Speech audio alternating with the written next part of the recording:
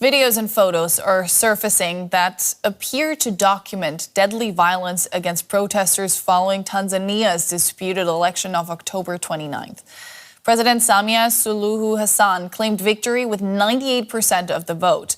The official outcome sparked widespread protests during which government security forces killed hundreds of people, according to the opposition. DW's Stella Nico went through some of the footage, and a warning to all our viewers, this report contains content that you may find disturbing. In 2021, a wave of optimism swept across Tanzania and much of Africa. Samia Suluhu Hassan, affectionately known as Mama Samia, ascended to the presidency, becoming the first woman to lead her country. The world watched, hopeful that this was the dawn of a new, more democratic era. The mantra, "What men can do, women can do better," echoed with renewed significance.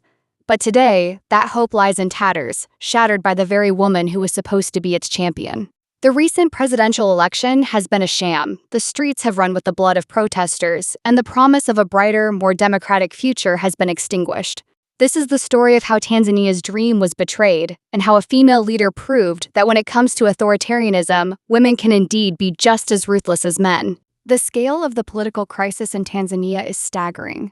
The recent election, which saw President Hassan win with an almost unbelievable 98% of the vote, has been widely condemned as a farce.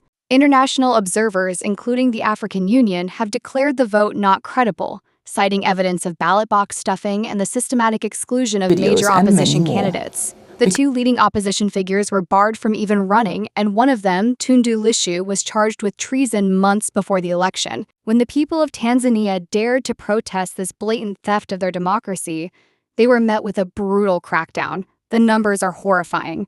While the government remains silent, the opposition and human rights groups report that over 1,000 people have been killed by security forces. The United Nations has confirmed at least 10 deaths, a conservative figure that still paints a grim picture. Human Rights Watch has documented the use of live ammunition against protesters. Amnesty International has described a wave of terror. This isn't just about a stolen election. This is a systematic assault on human rights. We are seeing extrajudicial killings, enforced disappearances of opposition figures and activists, and widespread reports of torture. Over 145 people have been charged with treason simply for protesting. The government has imposed internet blackouts and curfews, plunging the nation into darkness to hide its crimes. Journalists have been silenced and the media suppressed. This is the grim reality of Tanzania today, a nation living in fear under the iron fist of its first female president. The most bitter pill to swallow is the memory of what was promised. She was seen as a reformer, a welcome change from her authoritarian predecessor, John Magufuli. When President Hassan took office in 2021, she spoke of reform, reconciliation, and a new beginning. But it was all a facade, a performance of reform while the foundations of a dictatorship were being laid. President Hassan is a product of the ruling CCM party, a party that has held power in Tanzania for decades. She knows the system, and she has used it to consolidate her power with chilling efficiency. And so we return to the phrase, "What men can do, women can do better."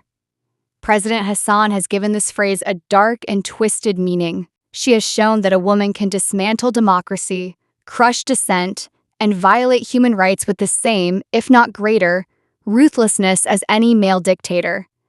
She has betrayed the hopes of millions of women and girls across Africa who look to her as a symbol of progress and empowerment.